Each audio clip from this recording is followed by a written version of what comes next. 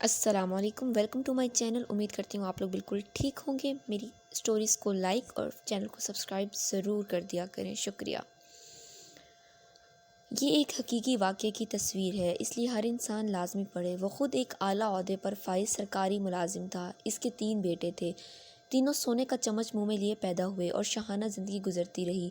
वक्त तेज़ी से गुजरा और इसके नाम के साथ रिटायर्ड लग गया। ओहदे की मुद्दत ख़त्म हुई, रिटायर्ड हो गए और अब ज़िंदगी का सफ़र इंतहा की तरफ चल पड़ा। बेटों ने बाप के ओहदे से खूब लुत्फ़ उठाया। कहते थे, हमें क्या फ़िक्र है, हमारा बाप 22वें ग्रेड का अफसर है, हमारे काम खुद ब खुद बनेंगे, और बनते भी रहे। एक टेलीफोन कॉल पर सब कुछ कदमों में हाजिर हो जाता था। फिर वो दिन आ गया जब बेटे ये भूल गए कि ये वही बाप है जिसके नाम और ओहदे की वजह से लोग हमें सर कहते थे। बाप किसी बीमारी की वजह से चलने फिरने और बोलने से माजूर हो गया। बेटे कहने लगे, अब तो बाप की कमज़ोरी देखी नहीं जाती। एक बेटे ने कहा, अब्बा की जायदाद और माल की तकसीम करते हैं, न जाने कब मर जाए। अब तो शर्म आती है बताते हुए कि लोग क्या कहेंगे। जब दोस्त आते हैं तो सामने ये बूढ़ा पड़ा होता है। चलो एक नौकर मुस्तकिल इनके साथ रहने के लिए रख लेते हैं, जो इनका ख्याल रखे। 20,000 माहाना दे दिएंगे।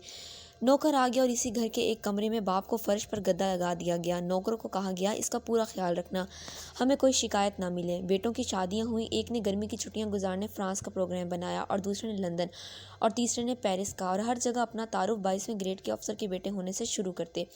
नौकर को ताकीद की कि हमारी 3 माह बाद वापसी होगी, तो बाबा का पूरा ख्याल रखना और वक्त पर खाना देना।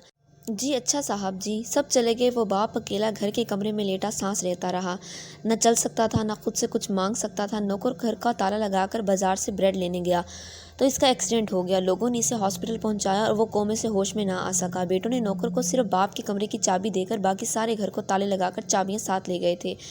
मुलाजिम इस कमरे को ताला लगाकर चाबी साथ लेकर गया था कि अभी वापस आ जाऊंगा। अब बूढ़ा रिटायर्ड सरकारी अफसर कमरे में लॉक हो चुका था और वो चल फिर नहीं सकता था, किसी को आवाज़ नहीं दे सकता था। लिहाजा 3 माह बाद जब बेटे वापस आए और ताला तोड़कर कमरा खोला तो लाश की हालत नाकाबिले दीद थी। मोहतरम ख़वातीन और हज़रात, इबरत का मकाम है ये वाक़या। हम किस तरह अपनी औलाद के लिए हलाल और हराम की परवाह किए बगैर इनका मुस्तकबिल संवारने के लिए तन मन धन खपाते हैं, और ज़्यादा से ज़्यादा दौलत जायदादें बनाकर इनका मुस्तकबिल महफूज करने की कोशिश करते हैं, और सोचते हैं कि ये औलाद कल बुढ़ापे में मेरी खिदमत करेगी। आला तरीन गैर मुल्की स्कूलों में दुनियावी तालीम दिलवाते हैं और दीन इस्लाम की तालीम दिलवाने को तौहीन समझते हैं, जिसमें सिखाया जाता है कि वालिदैन की खिदमत में अज़मत है। हर इंसान जो बोता है इसी का ही फल पाता है। हमें भी सोचने समझने की अशद ज़रूरत है कि हम अपनी औलाद को क्या तालीम दिलवा रहे हैं। कहीं हमारा हाल भी ऐसा तो नहीं होने वाला। सोचिएगा ज़रूर। और कहानी अच्छी लगी हो तो बराहे मेहरबानी वीडियो को लाइक और चैनल को सब्सक्राइब कर दीजिएगा, शुक्रिया।